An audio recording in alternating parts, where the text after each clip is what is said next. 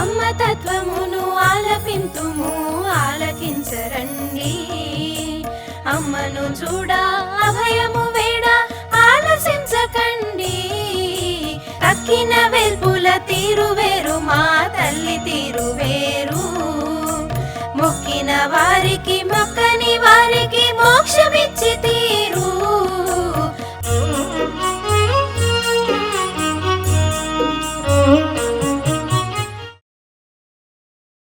ఈ 62లోనే మా అమ్మకి క్యాన్సరు పర్చూరులో ఉండగానే మొదలైంది, కానీ నాకు కొల్లూరు ట్రాన్స్ఫర్ అయింది మా నాన్నగారికి 62లో. సో అక్కడి నుంచి కొల్లూరు ట్రాన్స్ఫర్ అయ్యి కొల్లూరు వెళ్ళిపోయాం. కొల్లూరు వెళ్ళిపోయిన తర్వాత మా అమ్మకి మా నాన్నగారు డాక్టర్ అయినా కానీ క్యాన్సర్ లక్షణాలు మా నాన్నగారికి పూర్తిగా అప్పట్లో అవగాహన లేదు, డెవలప్ కాలేదు. అందుచేత మా అమ్మ ఏమో పర్చూరులో ఉండగానే రోజు సోడా తెప్పించి తాగేది, కడుపులో మంటగా ఉందని. అవి సోడా తాగిన తర్వాత కొంచెం సర్దుకున్నట్టు ఉండేది. ఇలా జరుగుతూ ఉండి 62లో మా నాన్నగారు ఏం చేశారు, తెనాలి తీసుకెళ్ళి మా అమ్మని అక్కడ ఇంకో డాక్టర్కి చూపిస్తే ఆయన క్యాన్సర్ ఉందని చెప్పి ఆయన చెప్పడంతో నిర్ధారణ చేయడంతో గుంటూరు సెయింట్ జోసెఫ్స్ హాస్పిటల్ ఉంది, చర్చి పక్కన, ఏసీ కాలేజీ వెళ్ళేదో మెయిన్ రోడ్డు మీదే ఉంది. దాంట్లో రేడియేషన్కి క్యాన్సర్ ట్రీట్మెంట్కి మా అమ్మని అడ్మిట్ చేశారు. అప్పుడు మా అన్నయ్య అమ్మ వెంట ఉండేవాడు, అమ్మ దగ్గర సర్వీస్ అంతా మా అన్నయ్యదే. నేను నా ఉద్యోగ ప్రయత్నంలో ఇక్కడ ఉండేవాడిని, హైదరాబాద్లో ఉండేవాడిని. ఈ సందర్భంలోనే నేను రోజు వెళ్తూ ఉండేవాడిని. ఒకసారి సడన్గాను ఇంకోటి చెప్పాలి, ముఖ్యమైన, రోజు కలుస్తూ ఉండేవాళ్ళం కదా కేశవ శర్మ నేను కలిసి. ఇక్కడ చిక్కడపల్లిలో మేము ఉండేవాళ్ళం, వెంకటేశ్వరరావు కూడా చిక్కడపల్లిలోనే ఉండేవారు. ఎక్కువ కేశవ శర్మ నేను కలిసి నడుస్తూ ఉండేవాళ్ళం. 1962 జూన్ 17 మేము ఇద్దరం చిక్కడపల్లి హోటల్లోనూ, సుధా హోటల్ అనుకుంటాను, అక్కడ టిఫిన్ తీసుకుని ఆ రోజు మేము ఇద్దరం కలిసి నల్లకొండ విద్యానగరు మన పాపత్తయ్యని చూడడానికి. పాపత్తయ్య అంటే నాన్నగారి చెల్లెలు. ఆవిడకి స్ఫోటకం మసూచి వచ్చింది. మసూచి వచ్చి ఫీవర్ హాస్పిటల్ నుంచి డిశ్చార్జ్ అయ్యి ఇంటికి వచ్చింది. అప్పుడు నాన్నగారి తల్లి బామ్మగారు అక్కడ ఉండేవారు పాపత్తయ్య దగ్గర. మేము ఆవిడని చూద్దామని చిక్కడపల్లిలో టిఫిన్ తీసుకుని, నేను ఆ రోజుల్లో నాకు 2 గొంతులు ఉండేవి. 2 గొంతులు అంటే నాకు ఇంకా మరి పరిపక్వం అవ్వలేదో గొంతు ఇదో, మాట్లాడుతుంటే 2 గొంతులు ఉండేవి. నాకు ఈ ఉద్యోగం లేకపోవడంతో పాటు ఈ గొంతులు గురించి నాకు చక్కగా కనీసం పాడుకోలేని పరిస్థితి. నాకంతా నేను పాడుకోవడానికి కూడా సరైన ఇది లేదు, మాట్లాడుతుంటే 2 గొంతులు వస్తున్నాయని చెప్పి కేశవశర్మతో టిఫిన్ తీసుకుంటుంటే అన్నాను, ఇలా ఉంది, కనీసం నాకు చాలా బాధగా ఉందని చెప్పి. 2 గొంతులు అంటే ఏ గొంతు కూడా స్థిరంగా లేకుండా 2 రకాలుగా పలుకుతూ ఉంటుంది. మాట్లాడుకుంటూ వస్తున్నాం. ఫీవర్ హాస్పిటల్ వెనక మన చిక్కడపల్లి నుంచి మనం ఫీవర్ హాస్పిటల్ మీదుగా వెళ్ళే రోడ్డు ఉంది, విద్యానగర్ వెళ్ళే రోడ్డు. ఆ రోడ్లో నడుచుకుంటూ వస్తున్నాం. మూసీ నది ఒడ్డున, ఇప్పటికీ నాకు ఆ ప్లేస్ కూడా గుర్తుంది. నడుచుకుంటూ వస్తున్నాం. అంటే అంతకుముందు ఇంకో ముఖ్య విషయం ఏంటంటే, నాకు ఇంటర్వ్యూ కాల్ వచ్చింది కావలి కాలేజీ లెక్చరర్ పోస్ట్కి 2 రోజుల ముందు, ఒక్కరోజు ముందు. అప్పుడు కేశవ అన్నయ్యతో చెప్పాను, ఇలా ఇంటర్వ్యూ వచ్చింది, నేను 19వ తారీఖు జూన్ 19 ఇంటర్వ్యూ అక్కడ. నేను 17న బయలుదేరి, అమ్మ అప్పుడు వాడరేవులో ఉండేది, అమ్మ క్యాంప్ ఆల్మోస్ట్ 4 రోజులు చీరాలలో అమ్మ ఉంటూ ఓడరేవులో ఎక్కువగా ఉండేది, ఓడరేవులోనే ఉండేది. అప్పుడు నేను అనుకున్నాను 17 బయలుదేరితే దోవలో అమ్మని చూసి అటు కావలి వెళ్ళొచ్చని, నేను వెడదామని 17వ తారీఖు బయలుదేరదామని నిశ్చయించుకుని మేము మాట్లాడుకుంటూ వస్తున్నాం. కేశవన్నతో చెప్పాను, నాకు ఇలా ఇంటర్వ్యూ వచ్చింది, వెళ్ళడానికి గొంతు ఇలా ఉంది అని చెప్పి అనుకుంటూ, అమ్మ నీ గురించి మన గురించి ఏమన్నా అనుకుంటుందా, మాట్లాడుకుంటుందా, మనం గుర్తుంటామా, మన గురించి ఇప్పుడు ఏమన్నా అనుకుంటుందా, తలుచుకుంటుందా అంటే నువ్వు చాలా కావాల్సిన వాడయ్యా, నేను తప్పకుండా తలుచుకుంటుందని చెప్పి అతను అంటావు. నువ్వు ఎప్పటి నుంచో వస్తున్నావు, అమ్మ దగ్గరికి చాలా దగ్గర ఉన్నవాడివి, నిన్ను తలుచుకోకుండా నన్ను ఎందుకు తలుచుకుంటుంది అని చెప్పి ఇలా మేము అనుకోవడం. ఇలా మాట్లాడుకుంటూ వస్తున్నాము. సడన్గా ఒక వేరే వాయిస్ వినిపించింది. వేరే వాయిస్ వినిపిస్తే ఎవరా ఈ వాయిస్ అని వెనక్కి తిరిగి చూశాను. ఎవరు లేరు.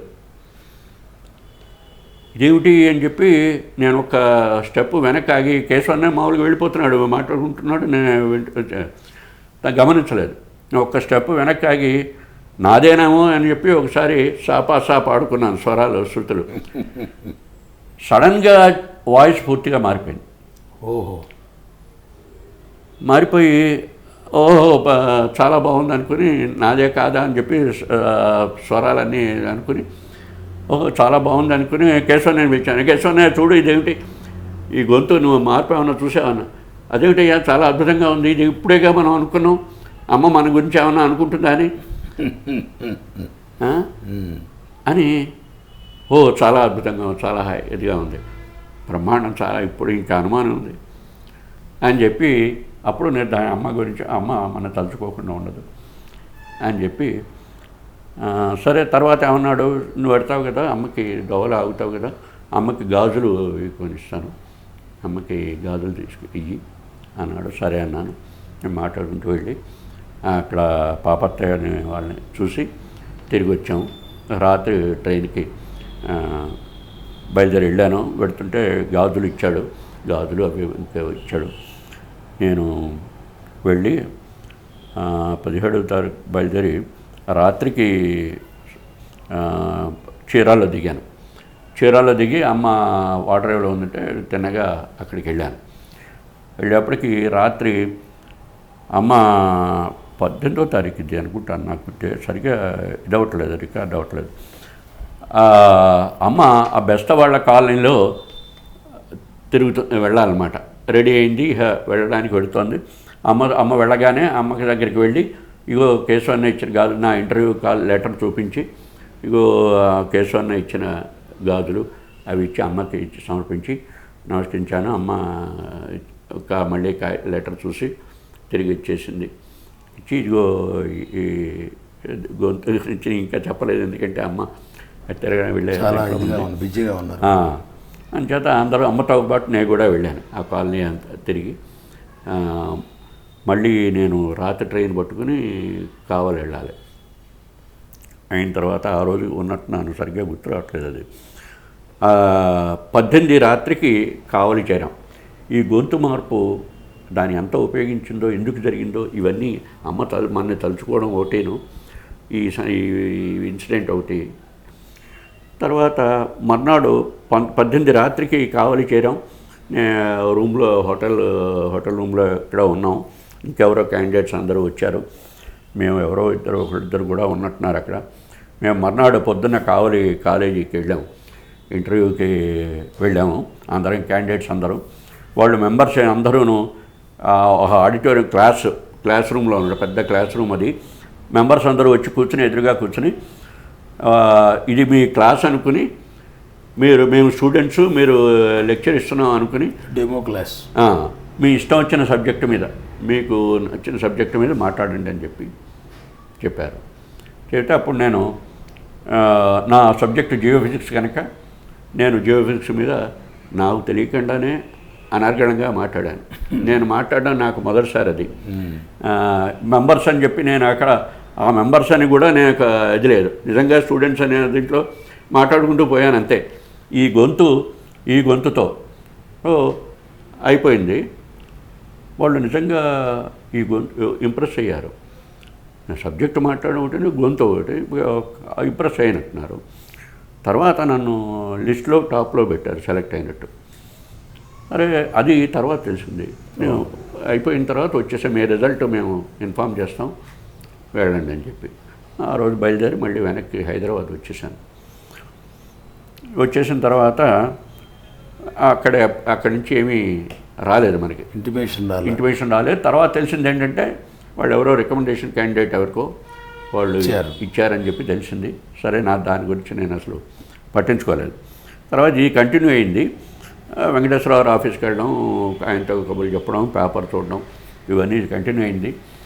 మరి ఎప్పుడు నేను ఆ అప్లికేషన్ పెట్టానో నాకు తెలియదు. అప్లికేషన్ రోజు సడన్గా పోస్ట్లో లెటర్ వచ్చింది.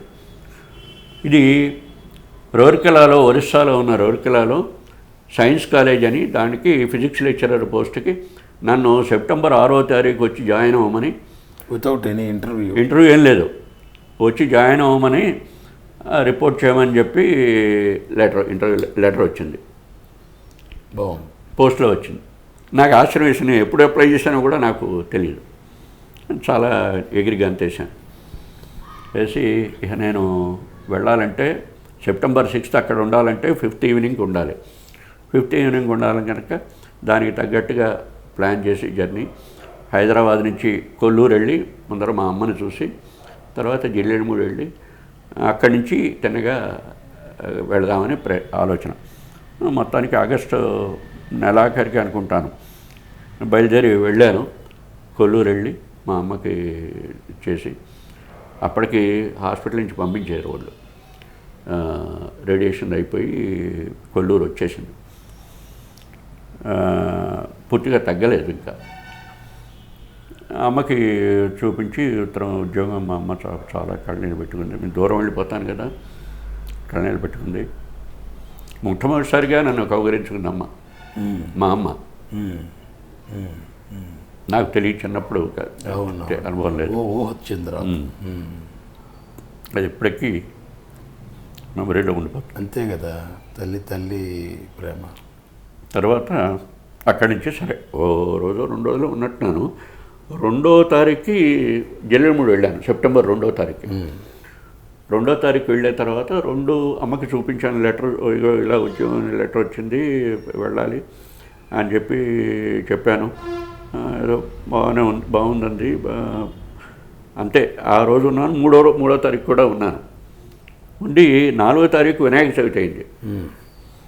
అంచేత అమ్మ ఏమందంటే, రేపు పొద్దున్న బయలుదేరి కానీ తోరం కట్టించుకుని పెడదు కానీ అని చెప్పి 3వ తారీఖు సాయంత్రం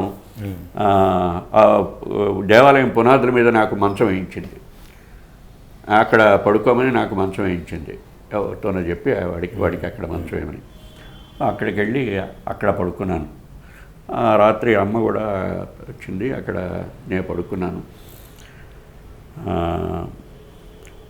తర్వాత పొద్దున్నే అమ్మే లేపింది నన్ను. తర్వాత పొద్దున్నే లేపి నేను రెడీ అయ్యి రమ్మని చెప్పి చేసిన తోరం కట్టి అమ్మ దగ్గర పర్మిషన్ తీసుకున్నాను. బొట్టు పెట్టిన ప్రసాదం ఇచ్చింది. బయలుదేరి వచ్చేసాను. వచ్చి నాకు రూట్ ఎలా వెళ్ళాలో ముందర నుంచి అప్పుడు ఈ హైదరాబాద్లో కనుక్కున్నాను. నాకు ఎలా వెళ్ళాలో తెలియదు కదా. ఇంతటి సౌకర్యాలు కూడా లేవు కాబట్టి.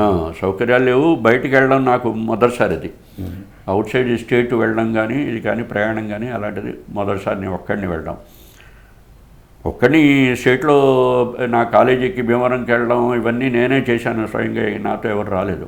చిన్నప్పటి నుంచి అది మాత్రం అలవాటు.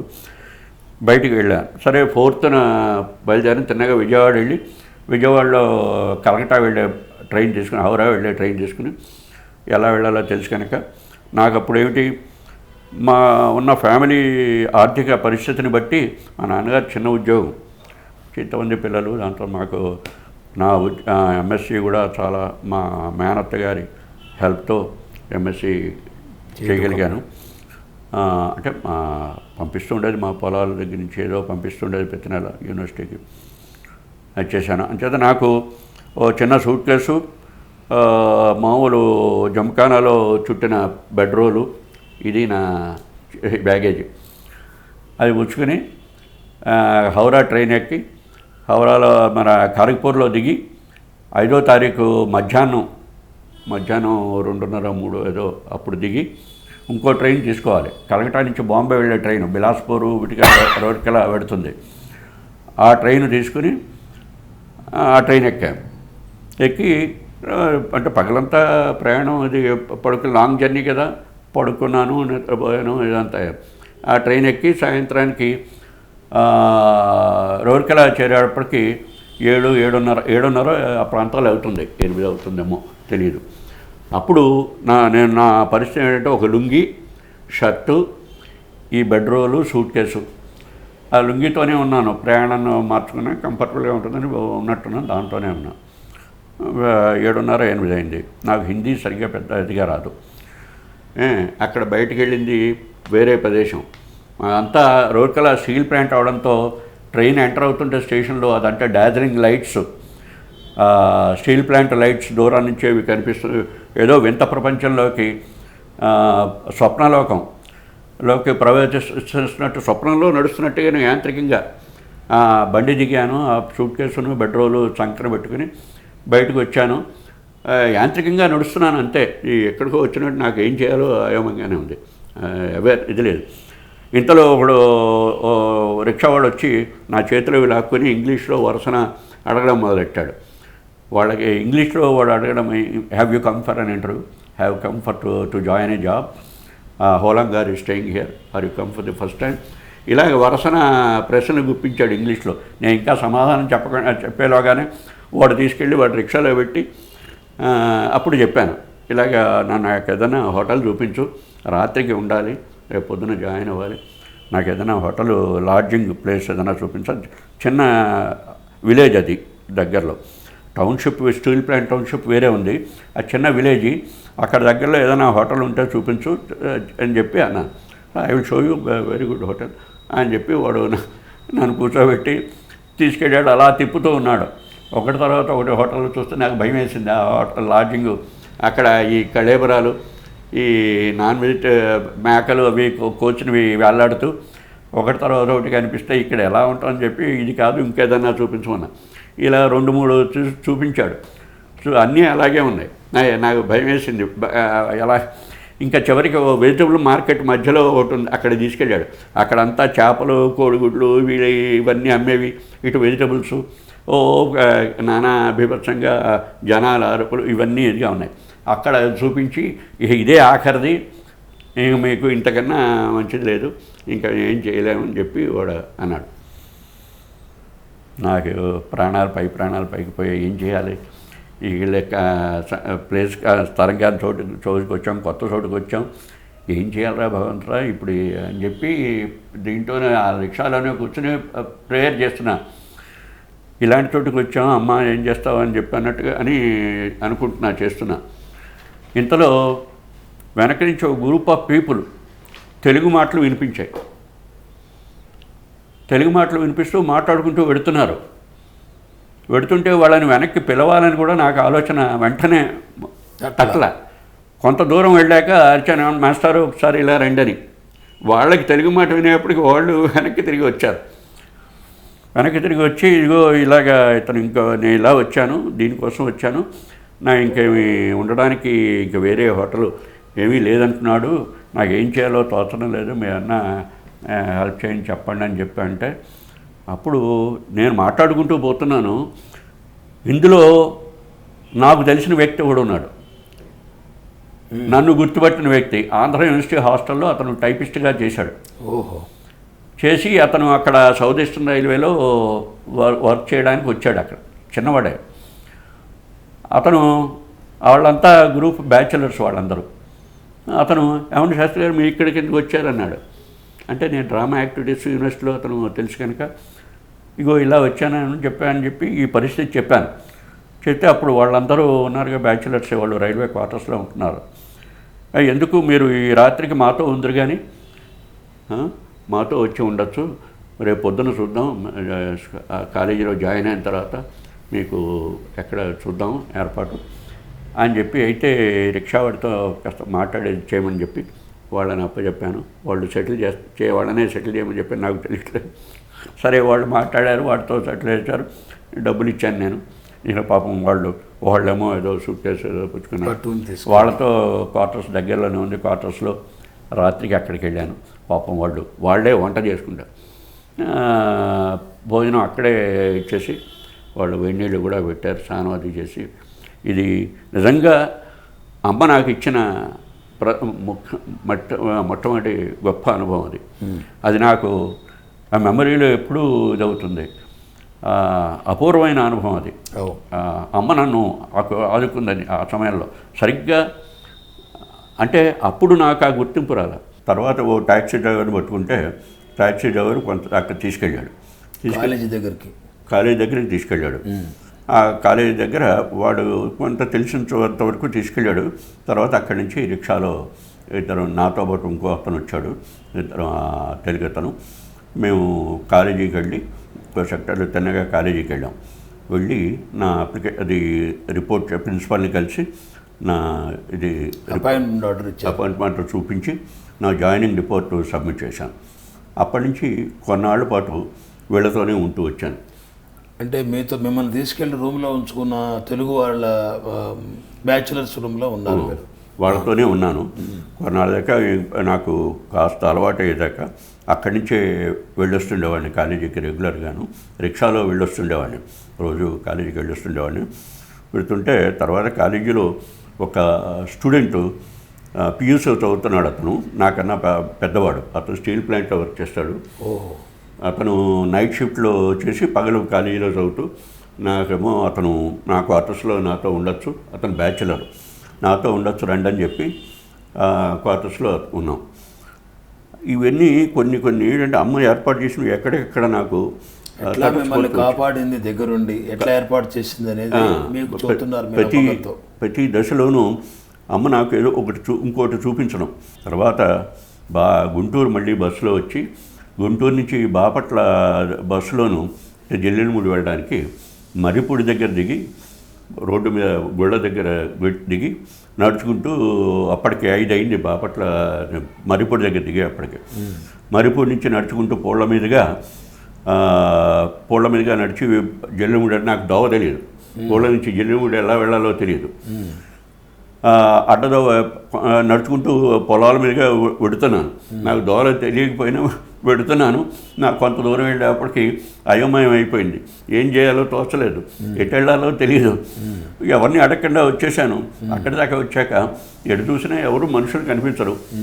అక్కడ ఉన్నట్టుండి ఎవరో ఒక మనిషి వచ్చాడు.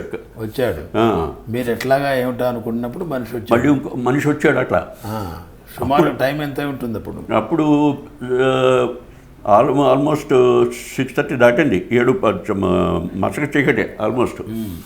పొద్దుగుతుంది.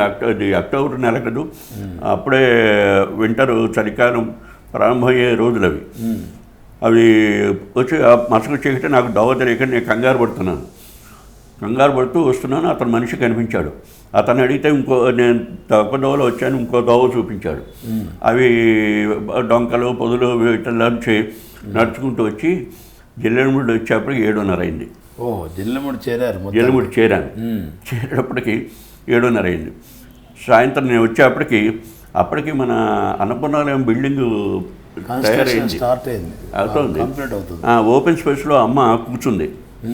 అక్కడ చుట్టూ శేషగిరిరావు గారు, బెండపూడి అక్కరాజు గారు అల్లుడు, ఇంకా ఎవరో కొద్దిమంది కూర్చున్నారు. నేను వెళ్ళి అమ్మ దగ్గర పడిపోయాను అంతే. నాకు అప్పుడు ఈ కళ్ళ ప్రాబ్లం అవుతుంది, తర్వాత తలనొప్పి, సివియర్ హెడేక్. దాంతో అమ్మ దగ్గర ఒళ్ళో పడ్డట్టు అయిపోయింది. అప్పుడు అమ్మ నాకు వరుసన మైసూర్పాకు తినిపించింది. ఇంకా నేను మాట్లాడకుండా మైసూర్పాకు తినిపించి అరటిపండు ఒకటి పెట్టింది. పెట్టి తర్వాత నాకు మంచం తెప్పించి మంచం మీద పడుకోమని నా పక్కన కూర్చుని ఒళ్ళు నిమిరింది.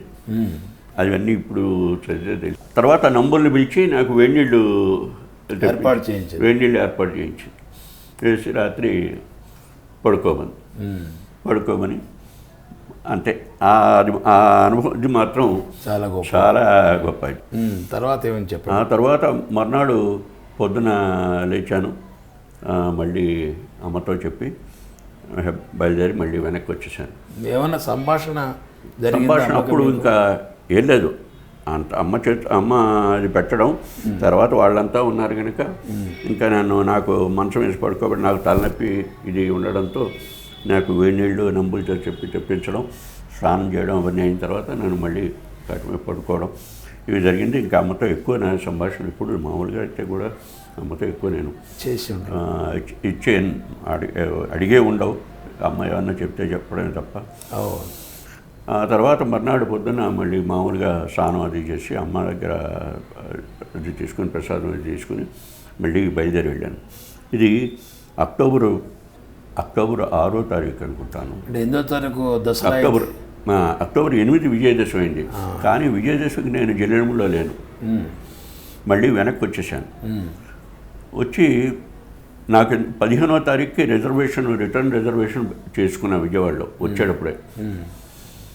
చేసి అక్టోబర్ 12, 13 కొల్లూరులో ఉన్నాను. మళ్ళీ కొల్లూరులో 3 రోజులు ఉండి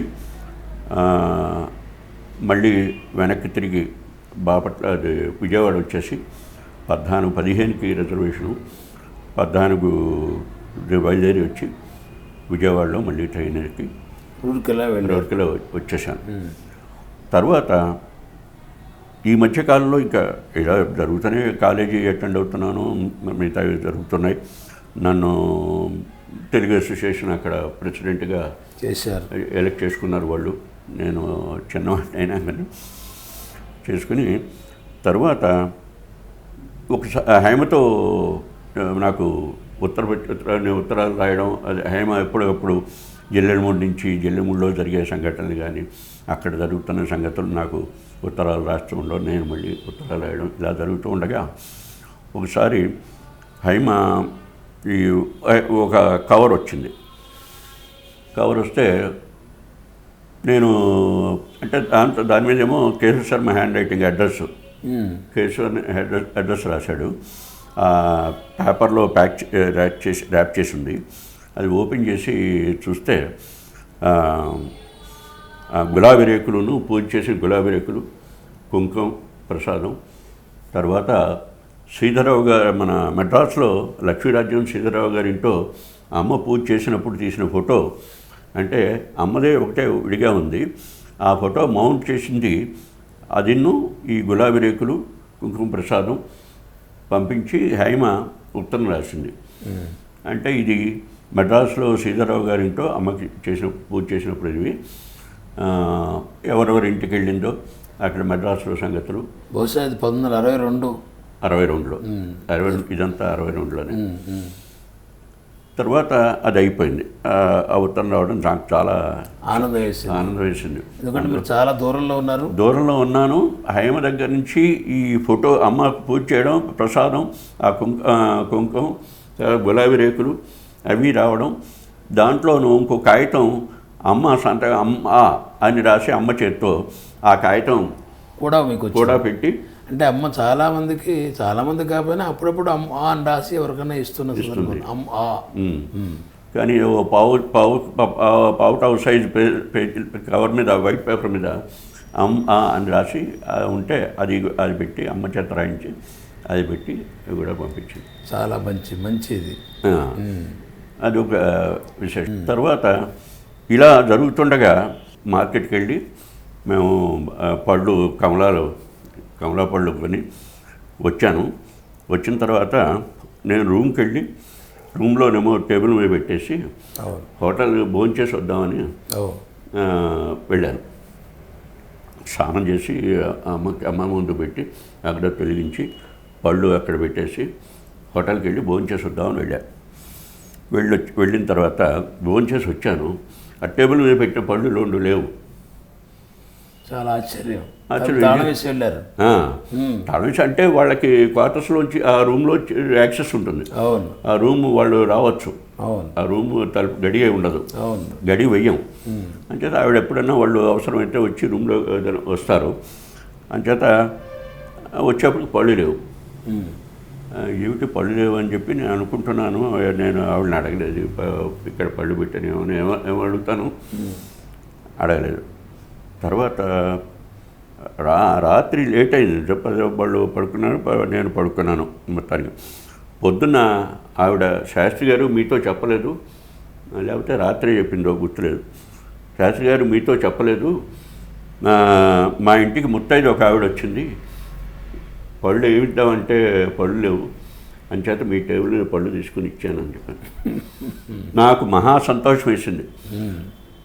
నేను ఇవే ముత్తైదుకి అయితే నేను ఇచ్చుకుందాం అనుకోవలసిన పళ్ళు ఆవిడ తీసుకెళ్ళి ముత్తైదుకి ఇచ్చింది.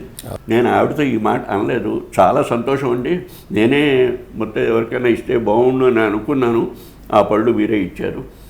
అది అమ్మ ఆ రూపంలో మళ్ళీ నా చేత అట్లా స్వీకరించిందని నా చేత ఇప్పించుకుంది. బాగుంది పళ్ళు. ఇది అంతే. ఏప్రిల్ అది ఉగాది, ఇది మన అమ్మ పుట్టినరోజు అయిపోయింది. ఏప్రిల్ నెలాఖరికి ఆల్మోస్ట్ అయిపోయింది ఆ ఉద్యోగం. ఇక కాలేజీ సెలవులు ఇచ్చేస్తారు. నేను రూరకెలా నుంచి వెనక్కి వచ్చేసాను.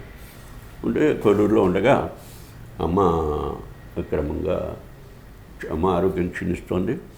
జూన్ 12 రాత్రి 63 జూన్ 12 రాత్రి. మీ అమ్మగారు కూడా 1963 జూన్ 12వ తారీఖు రాత్రిపూటే శరీరం చాలించారు. జిల్లెళ్ళమూడి అమ్మ కూడా 1985 జూన్ 12 రాత్రిపూట 10 గంటల 30 నిమిషాలకి ఆవిడ సుమారుగా శరీరం సాధించినట్టుగా తెలిసింది. చాలా అమ్మ బయట ఆ మంచం అమ్మది బయట వరండాలో వేసాం. అమ్మది అమ్మ పడుకున్నప్పుడు ఎదురుగా అమ్మ ఫోటో గోడ మీద అమ్మది ఉండేది. అది చివరిలో మా అమ్మ కళ్ళు అమ్మ ఫోటో వైపు చూస్తూ తన ప్రాణాలు. అప్పుడు నాన్నగారు వచ్చారు జిల్లెళ్ళ నుంచి బ్రహ్మాండ నాగేశ్వరరావు గారు అమ్మ భర్త నాన్నగారు వచ్చారు. మా అమ్మ పోయిన తర్వాత పోయిందని కబురు తెలిసి తర్వాత నాన్నగారు వచ్చారు. సో మొదటి నుంచి అమ్మ కుటుంబంతోనూ మాకు ఏదో సాన్నిహిత్యం, ఏదో విధమైన అనుబంధం మొదటి నుంచి ఇలా జరుగుతూ వచ్చింది ఏదో రూపంగా. అది హైమ అప్పుడు పడమట్లో ప్రకృతాశ్రమంలో ఉంది. అంటే విజయవాడ దగ్గర పడమట దగ్గర ప్రకృతాశ్రమంలో ప్రకృతి వైద్యం చేయించుకుంటుంది. నేను రూరకెలా నుంచి వచ్చాక ఒకసారి వెళ్ళి హైమని చూసి వచ్చాను. తర్వాత మా అమ్మ పోయింది. మా అమ్మ పోయిన తర్వాత ఈ విషయం హైమకి చెప్పలేదు. పోయినట్టుగా చెప్పలేదు. మేమెవరం చెప్పలేదు. అది తట్టుకోలేదని చెప్పి మేము అనుకుని చెప్పలేదు. తర్వాత ఒక నెల రోజులు గడిచాక తను జిల్లెళ్ళమూడి వచ్చాక అమ్మ పోయినట్టు తెలిసి చాలా ఇదైపోయింది. మమ్మల్ని అందరినీ చాలా నిష్ఠుడిగా మాట్లాడు. నేను మీతోటి దాన్ని కదా, నాకు చెప్పొద్దా, మాకు చెప్పకుండా ఎలా దాచారు ఈ విషయాన్ని అంటూ తన పాపం అయింది. అంతే. ఇంకా తర్వాత నేను నా ప్రయత్నంలో హైదరాబాద్ వచ్చేసాను. 63 జూలై ఇది ఇవన్నీ అయిపోయాక జూలై వచ్చి నా ప్రయత్నాలు చేస్తున్నాను. ఇంకా మళ్ళీ ఆగస్టులో న్యూ సైన్స్ కాలేజీలో లెక్చరర్ పోస్టు హైదరాబాద్లో చేరాను. ఆయన వాళ్ళ ఇంటర్వ్యూ అయింది. ఇంటర్వ్యూ అయిన తర్వాత నాకు సెలెక్ట్ చేశారు, పోస్ట్ జాయిన్ అయ్యాను ఫిజిక్స్ లెక్చరర్ గాను. ఓ ఏడాది అప్పట్లో NGRI 62లో ఇక్కడికి వచ్చింది కలెక్టర్ నుంచి. అప్పటికి ఇంకా వాళ్ళు ఎవరిని తీసుకోవట్లేదు. సో మొత్తానికి ఇంటర్వ్యూ అయింది. 63లోనే ఇంటర్వ్యూ అయింది. మొదట కొంతమందిని తీసుకున్నారు మా యూనివర్సిటీ వాళ్ళనే. అంతకుముందు ప్రొఫెసర్ దానికి డైరెక్టర్గా ఉన్నాడు NGRIకి. కొంతమందిని మా జూనియర్స్లో కొంతమంది తీసుకున్నారు. సో నాకేమో సెప్టెంబర్లో NGRIలో నాకు అపాయింట్మెంట్ వచ్చింది. సో మళ్ళీ అమ్మ దగ్గరికి వెళ్ళి ఇది రిలీవ్ అయ్యాక, కాలేజీలో రిలీవ్ అయ్యాక ఈ ఆర్డర్ తీసుకుని అమ్మ దగ్గరికి వెళ్ళి ఆర్డర్ చూపించాక దాని మీద అమ్మ పసుపుతో ఓం అని రాసి నాకు చేతికిస్తూ ఒక గమ్మత్తుగా కామెంట్ చేసింది. చెప్పండి. అది నేను ఎలా అన్వయించుకోవాలో నాకు తెలియలేదు. అంటే మనకి డబ్బు ప్రధానం అంటూ చేతికిచ్చింది.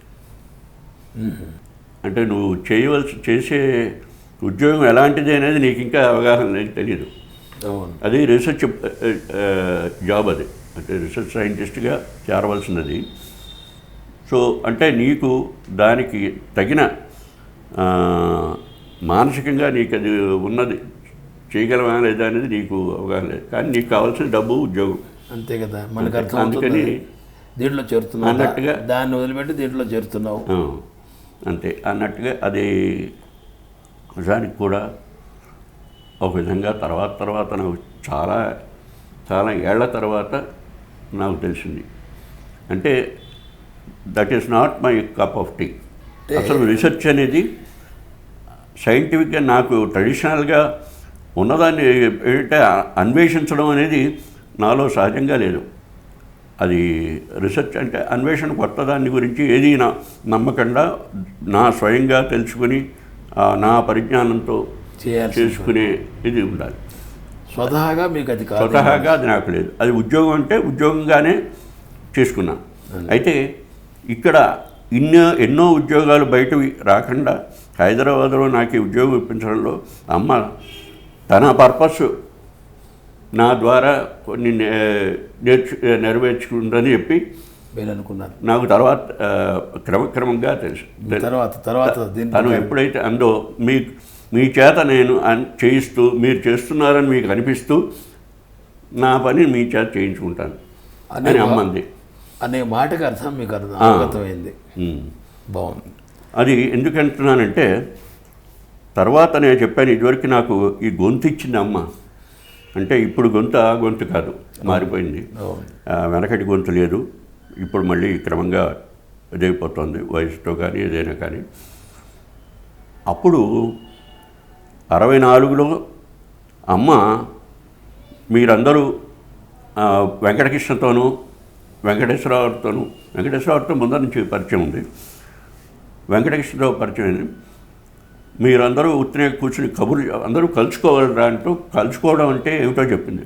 మనసులు కలవాలి, మనుషులు కాదు మనసులు కలవాలని చెప్పింది. చెప్పి మీరందరూ కలుస్తున్నారు, బాగుంది, మేమందరూ కలుస్తుంటే బాగుంటుంది రెగ్యులర్గాను అని చెప్పింది ఒకసారి వెళ్ళినప్పుడు. అందుకని ఏం చేసా, వెంకటకృష్ణ వాళ్ళ ఇంటికి తరచూ వెళ్తుండేవాడిని. మనం ఆయనతోనే అన్నాం అనమాట, మనం కబుర్లు చెప్పుకునే బదులు, ఉసిపోక కబుర్లు చెప్పే బదులు అమ్మ గురించి ఏదైనా పూజలాగా చేసుకుంటే బాగుంటుంది అని నేను చెప్పడం జరిగింది. ఆ తర్వాత 64లో పూజలు ప్రారంభమయ్యాయి.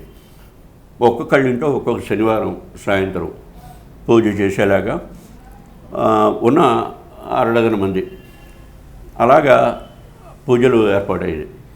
సో ఆ పూజల్లో నా ప్రధాన భర్త నేనే ఎక్కడికి వెళ్ళినా నేనే చేయవలసి వచ్చేది. ఆ పూజకి నన్ను వినియోగించుకుని అది నాకు ఇచ్చిన ప్రతి చోటుకు వెళ్ళి పూజ మీరు నిర్వహించేవారు. నిర్వహించడం, ఈ సంధ్యావందనం కార్యక్రమం, సంధ్యావందనం చదవడం కానీ ఇవి కానీ పూర్తిగా నేను ఆ పూజ మీరు రాకపోతే పూజ ఏమిటని చెప్పి వాళ్ళందరూ కూడా చేసేవారు. అలాగా అందరిళ్లలోనూ పూజ. బస్సుల్లో ఆ రోజుల్లో ప్రయాణం నాకు ఇది లేకపోయినా బస్సుల్లోనే వెళ్ళి అందరిళ్ళకి వెళ్ళి పూజ అది జరుగుతుంది. ఇలాగా జరుగుతుండగా 67లో వెంకటరత్నం గారు పిఎంజీఎస్ ఆఫీస్లో పనిచేసేవారు. ఆయన్ని సుబ్బారావు ఒకసారి జిల్లెడమూడి టెలిఫోన్ కోసం ఆయన తన ఆఫీస్లో ఆయన్ని కలిసి జిల్లెడమూడి ఫోన్ ప్రయత్నం కోసం సుబ్బారావు హైదరాబాద్ వచ్చి వెంకటరత్నం గారిని కలిసి ఆ ఫోన్ గురించి తనెవరో చెప్పకుండా, అంటే అమ్మ కుమారుని అని చెప్పకుండా ఈ కలిసి అమ్మ ఫోటో ఉంది ఏమిటి సిద్ధార్థంలో కూర్చుని మనం పూజలో పెట్టుకుంటాం, ఆ ఫోటో ఉన్న ఒకటి అప్పట్లో మాతృశ్రీ కవర్ పేజ్ వేశారు. 66లో ఆయన సుబ్బారావు తీసుకొచ్చి ఆయనకి ఇచ్చాడు వెంకటరత్న గారు. సరిగ్గా సుబ్బారావు వాళ్ళ ఆఫీస్కి వెళ్ళిన రోజు వెంకటరత్నం గారు అప్పుడు దిల్సుఖ్ నగర్లో ఆయన కొత్త ఇల్లు కట్టుకొని అక్కడ ఉంటున్నాడు ఆయన వెంకటరత్న గారు. ఆ రోజు యాక్చువల్గా మంగమ్మని వాళ్ళ ఇంటికి పూజకి ఆహ్వానించాలి. అంటే మన్నవ మంగమ్మ ఎవరో తెలియకుండా జిల్లెడమూడి అమ్మ అని పేరు పెట్టుకుంటూ ఇక్కడ పూజ చేస్తున్న మనిషి. ఆవిడ ఒకప్పుడు అమ్మ దగ్గర వచ్చి అమ్మ సేవ చేసుకున్న సోదరి. ఆవిడ అప్పుడు హైదరాబాద్లో ఉంది. పిఎంజీఎస్ వెంకటరత్న గారి ఆఫీస్లో ఎంబీకేవి ప్రసాదరావు అని ఆయన పనిచేస్తాడు. ఆయన వీళ్ళంతా మంగమ్మ భక్తులుగా వెళ్ళనమాట. ఆయన చిక్కడపల్లిలో ఉండాడు ప్రసాదరావు. మంగమ్మ వచ్చినప్పుడు వాళ్ళ ఇంట్లోనే వచ్చింది. ఆ రోజు సడన్గా ఇప్పుడు సుబ్బారావు రావడం, అమ్మ ఫోటో ఇవ్వడం, చెప్పి తర్వాత అమ్మ ఎవరో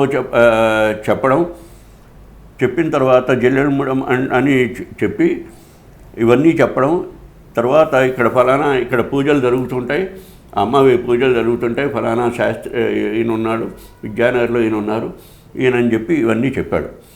చెప్పిన తర్వాత ఆ రోజు ఇక మంగమ్మని మళ్ళీ పిలవడం మానేశాడు, వాళ్ళ ఇంటికి పిలవడం మానేశాడు. ఎందుకంటే అమ్మవారు ఆవిడ కాదు కదా, ఈవిడనే భావన. ఇదేదో ఫేక్ అని చెప్పి తెలిసింది. అంచేత ఆ రోజు ఇంకా ఆవిడని పిలవలేదు. తర్వాత జల్లెడముడికి టెలిఫోన్ ప్రయత్నం అదంతా ఆయన చేయడం అది జరిగింది.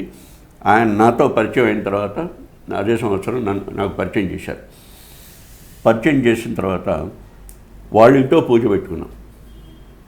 అమ్మ పూజ ఏర్పాటు చేశాం. వెంకటరత్న గారింట్లో పూజ ఏర్పాటు చేశాం. అది ఎప్పుడు ఈ టెలిఫోను జల్లెడముడికి ఫోన్ వచ్చింది, ఫోన్ కనెక్షన్ ఇచ్చారు. వాళ్ళ ఇంట్లో సరిగ్గా పూజ చేసిన రోజు ఈ మేడన్ కాల్ అనమాట. ఫస్ట్ టెలిఫోన్ కాల్ వాళ్ళ ఇంటి దగ్గర నుంచి ఆ రోజుల్లో ట్రంక్ కాల్ బుక్ చేసేవాళ్ళం. బుక్ చేసి నేను అందరం పూజకి ఇదయ్యాం. పూజ మొదలు పెట్టే ముందు ఆయన కాల్ బుక్ చేశారు, ట్రంక్ కాల్ బుక్ చేశాడు. పూజ అంతా అయింది, అయిపోతుంది మామూలుగా. పూజ అంతా అయింది, నివేదన అయింది. సరిగ్గా నివేదన అయ్యి అయ్యేటప్పటికీ కాల్ మెచ్యూర్ అయింది. రింగ్ వచ్చింది. రింగ్ వస్తే ఆ రింగ్ వెంకటరత్నం గారు తీశారు ఫోన్. అవతల అమ్మ, యువతల వెంకటరత్నం గారు. సో వెంకటరత్నం గారు అమ్మతో మేడన్ ఇద్దరు చేసి మొదటిసారి ఇంట్లో పూజ జరిగిన రోజునే ఆయన కనెక్షన్ రావటం, ఆయన బుక్ చేయటం, పూజ అయిన తర్వాత డైరెక్ట్గా అమ్మతో ఆయన మాట్లాడటం ఫోన్లో జరిగింది. తర్వాత నాకు ఇచ్చాడు ఆయన. ఇక్కడ నేనేమో అమ్మ నామం ఫోన్లో చెప్పడం. ఫోన్లో చెప్తుంటే అమ్మ నాకు తర్వాత అక్కడ వెళ్ళిన తర్వాత చెప్పిన విషయం అందరి చెవుల దగ్గర పెట్టి ఫోన్ పెట్టింది. అక్కడ మీ నామాలన్నీ కూడా ఫోన్ ద్వారా అక్కడ ఉన్న జనం అందరూ కూడా విన్నారు, అమ్మ వినిపించింది. తర్వాత అమ్మ అడిగింది, అదేమిట్రా గారెలు పెట్టారు, గారెలోకి పచ్చడి ఏదని అడిగింది ఫోన్లో. అంతా అయిపోయిన సంతోషంలో ఉన్నాం. అంతా అయిన తర్వాత గారెలు నివేదన చేశారు, బాగానే ఉంది, దాంట్లో పచ్చడి ఏదని అడిగింది. అప్పటిదాకా మేము చూసుకోలేదు. అది చూస్తే ఫోన్లో అడిగింది. ఇది మేము మామూలుగా ఏమనుకుంటాం, నివేదన అంటే పెట్టాం అయిపోయింది అనుకుంటాం. అది తింటోందని మనం ఆ భావన మనకి రాదు. సో నువ్వు నివేదన పెడితే నేను తీసుకుంటాను అని చెప్పి చెప్పడానికి మనకి అది ఫస్ట్ అది ఆ అనుభవాన్ని ఇచ్చింది. బాగుంది. ఇది చాలా విశేషమైన అనుభవం. ఇప్పటికీ కూడా అమ్మ దగ్గర నివేదన పెడుతున్నప్పుడు అమ్మ తీసుకుంటుందనే భావన మనకి వస్తుంది. దీనందరికీ కూడా మిగతా వాళ్ళకి కూడా చెప్తాం, మీరు అమ్మ ఫోటో దగ్గర పెట్టామని అనుకోవద్దు, అమ్మ తీసుకుంటుంది అని చెప్పి ఈ అనుభవాన్ని చెప్పడం జరుగుతుంది. బాగుంది. సో అది విశేషం. సరే అయిపోయింది. అది ఆ పూజ నిత్యం జరుగుతున్నాయి. వెంకటరత్న గారు మేము చేస్తున్నాం కలిసి. ప్రతి పూజకి ప్రతి చోటికి వెళ్ళడం, పూజలు జరిగాయి. 68 సరే మళ్ళీ 68 అప్పుడు రవి ఇక్కడికి వెళ్ళాడు, ఔరంగాబాద్ వెళ్ళాడు. 67 చివరిలోనూ బీకామ్ అక్కడ కోచింగ్ కోసం కామరాజ్ గారు అక్కడ వర్క్ చేస్తుంటే రవి అక్కడికి వెళ్ళాడు. తర్వాత రవి అక్కడికి వెళ్ళాడని రవి ఉన్నాడు కనుక హైమ కూడా వెళ్ళాలనుకుంది. నాకు 65లో పెళ్ళయింది. 67 జనవరిలో మాకు ఫస్ట్ చైల్డ్ పుట్టాడు. పుట్టిన తర్వాత మళ్ళీ మామూలుగా 5 నెలల తర్వాత వాళ్ళ ఊళ్ళో వ్యాఘ్రేశ్వరం, గోదావరి జిల్లా, అక్కడ అయిన తర్వాత వాడిని తీసుకుని జిల్లెడముడి వచ్చి అమ్మ నామకరణం చేసింది. అమ్మ దగ్గర ప్రేమ్ కుమార్ అని పెద్దవాడికి నామకరణం చేసింది. అది ఆ సంవత్సరం జరిగిన ఈవెంట్. పెళ్ళైన తర్వాత ప్రేమ్ కుమార్ని ఇది నామకరణం జరగడం మేము వచ్చాము. 67 చివరిలో రవి ఔరంగాబాద్ వెళ్ళడం. తర్వాత రవి అక్కడ ఉన్నాడని చెప్పి హైమ షిర్డీ కూడా వెళ్ళొద్దామని చెప్పి రవి అక్కడ ఉన్నాడు కదా అని సాయంగానిచ్చి అమ్మ పంపించింది. పంపిస్తే అక్కడికి ఔరంగాబాద్ వెళ్ళింది. వెళ్ళేటప్పుడు 68 జనవరిలో మా ప్రేమది మొదటి పుట్టినరోజుకి హైమ మా ఇంటికి వచ్చింది. హైదరాబాద్లో విద్యానగర్లో ఉండేవాళ్ళం. అక్కడ ఆ పుట్టినరోజుకి హైమ ఇక్కడ మా ఇంట్లో వచ్చింది. అయిన తర్వాత ఔరంగాబాద్ వెళ్ళారు. వెళ్ళి అక్కడ 2 నెలలు ఉండగా హైమకి ఈ స్మాల్ పాక్స్ రావడం, ఒంట్లో హాస్పిటల్లో చేర్పించడం, వాళ్ళు వైద్యం చేయడం, ఏదో తగ్గింది అనుకుని వాళ్ళు భ్రమపడడం, అది పూర్తిగా తగ్గకుండా లోపలే వ్యాధి ఉండడం. తర్వాత ఫిబ్రవరిలో వచ్చేసింది. అక్కడి నుంచి వచ్చి ఇక్కడ మోహన్ రావు వాళ్ళ ఇంట్లో రైల్వే క్వార్టర్స్లో రామమూర్తి గారి ఇంట్లో హైదరాబాద్లో ఉంటే అప్పుడు కడప రామకృష్ణ గారు వీళ్ళను హోమియో మందు ఇప్పిద్దామని భూమన్న అని ఆయన దగ్గర కాచిగూడ దగ్గర ఆయన చేత మందు ఇప్పిద్దామని 4 రోజులు హోమియో మందు అది ఇప్పించారు. పెద్ద ప్రయోజనం లేకపోయింది. చివరిలో ఫిబ్రవరి 2కి వచ్చింది అనుకుంటాను. మార్చి అంతా ఆల్మోస్ట్ ఇక్కడ ఉంది. మార్చి 25న మళ్ళీ విద్యానగర్లో మా ఇంటికి వచ్చింది.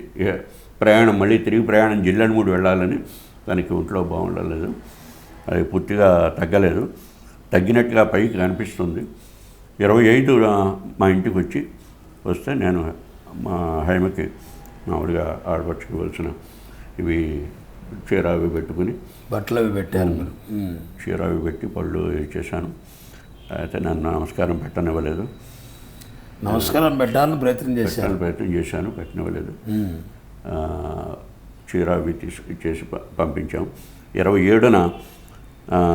మార్చి 27న ఇక్కడ బయలుదేరి, అంటే మార్చి 30 ఉగాది అయింది ఆ సంవత్సరం. ఉగాది కట్టుకుంటుందని నేను ఈ చీర లైట్గా ఉంటుందని వెంకటగిరి చీర ఒకటి నేతది జిల్లా బాపట్లకి మేము స్టేషన్కి వెళ్ళి హైమని సాగనంపాం.